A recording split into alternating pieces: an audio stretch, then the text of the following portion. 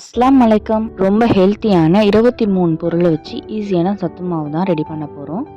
இந்த ரெடி பண்ணுறதுக்கு இன்க்ரீடியன்ட்ஸ் இது தான். வீடியோக்குள்ளே போகிறதுக்கு முன்னாடி சப்ஸ்கிரைப் பண்ணாதவங்க சப்ஸ்கிரைப் பண்ணிக்கோங்க. அதுக்கு கேவுரு எடுத்திருக்கேன். கேவுரை நல்லா க்ளீன் பண்ணி கழுவி காய வச்சுருக்கேன். அதை நம்ம ஒரு வானலில் போட்டு நல்லா வறுத்து எடுத்துக்கணும். நல்லா கலர் மாறக்கூடாது, ஆனால் ஓரளவுக்கு வாசம் ஓரளவுக்கு அறுக்கணும். பாருங்கள், இந்த அளவுக்கு வறுத்துக்கணும். வறுத்ததுக்கப்புறம் தனியாக ஒரு பிளேட்டில் போட்டு நல்லா ஆற வைங்க. அடுத்தது கம்பும் எடுத்துருக்கேன். கம்பையும் இதே ப்ராசஸ் தான். க்ளீன் பண்ணி கழுவி உள்ளே உணர்த்தி தான் நான் வச்சுருக்கேன். வெயிலெல்லாம் காய போடலை. நீங்களும் அதே மாதிரி ப்ராசஸ் பண்ணிக்கோங்க. இது சம்பா கோதுமை. இந்த சம்பா கோதுமையிலையும் நிறைய சத்துக்கள் இருக்குது. சம்பா கோதுமை நல்லா இதுவும் வாசம் ஓரளவுக்கு வறுத்ததுக்கப்புறம் சிவப்பரிசியும் நல்லா வறுபடணும்.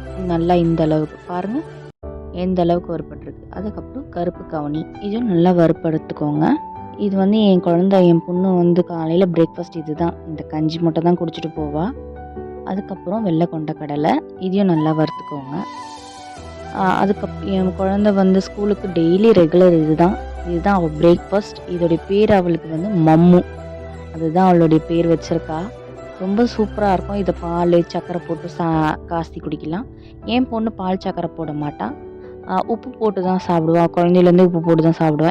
இந்த சத்து மாவு 6 மாதத்துலேருந்து ஸ்டார்ட் பண்ணலாம். முதல்ல கொடுக்கும்போது கொஞ்சமாக கொடுத்து பாருங்கள். குழந்தைங்க செட் ஆகுதா அப்படின்னு சொல்லி பாருங்கள். செட் ஆகலைன்னா நீங்கள் ஸ்கிப் பண்ணிக்கலாம். இதில் நிறைய தானியங்கள், நட்ஸ் எல்லாமே போட்டு செஞ்சுருக்கோம். ஸோ எல்லா குழந்தைங்களுக்கும் உடம்பு சேர்ந்துக்கும், வெயிட் கெயின் ஆகிறதுக்கும் ஹெல்ப்ஃபுல்லாக இருக்கும். இது புழுங்கல் அரிசி நம்ம வீட்டரிசி சாப்பாடுக்கு செய்கிறோம் இல்லையா, அந்த அரிசி தான் இது. வேர்க்கடலை நான் பச்சை வேர்க்கடலை எடுத்திருக்கேன்.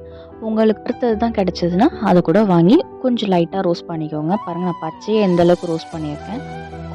கொள்ளும் நல்ல வாசனை வர வரைக்கும் வறுக்கணும். சோளம், இதில் நிறைய தானியங்கள் இருக்குங்க.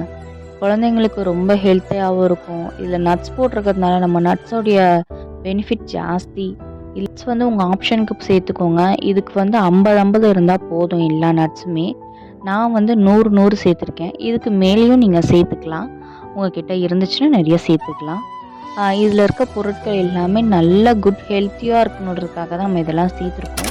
குழந்தைங்களுக்கு டெய்லி பிரேக்ஃபாஸ்ட்டாக இதை கொடுங்க. இல்லை டீ காஃபிக்கு பதிலாக தண்ணியாக கஞ்சி மாதிரி கூட காசி கொடுக்கலாம். டீ காஃபி வேணாம். இந்த பாருங்கள், நட்ஸ் ஐட்டம்லாம் சேர்த்துருக்கேன். பாதாம், பிஸ்தா, வால்நட், அப்புறம் முந்திரி சேர்த்துருக்கேன். முந்திரி மட்டும் கொஞ்சம் கம்மியாக சேர்த்துக்கோங்க, ரொம்ப ஜாஸ்தி தேவையில்லை. வால்நட் நம்ம குழந்தைங்களோட பிரெயினுக்கு ரொம்ப ஹெல்ப்ஃபுல்லாக இருக்கும். பெரியவங்க கூட ட்ரை பண்ணுங்கள். பெரியவங்களும் குடிக்கலாம், ரொம்ப ரெஃப்ரெஷிங்காக இருக்கும். ட்ரை பண்ணி பாருங்கள். அதை எப்படி ப்ரிப்பேர் பண்ணணுன்னு நெக்ஸ்ட் வீடியோவில் காட்டுறேன். இதை நீங்கள் மிஷினில் கொடுத்து நைஸாக அரைச்சிக்கோங்க. ரொம்ப நைஸாக அரைச்சா தான் திட்டு இல்லாமல் இருக்கும். ட்ரை பண்ணி பாருங்கள். டாடா, பாய்.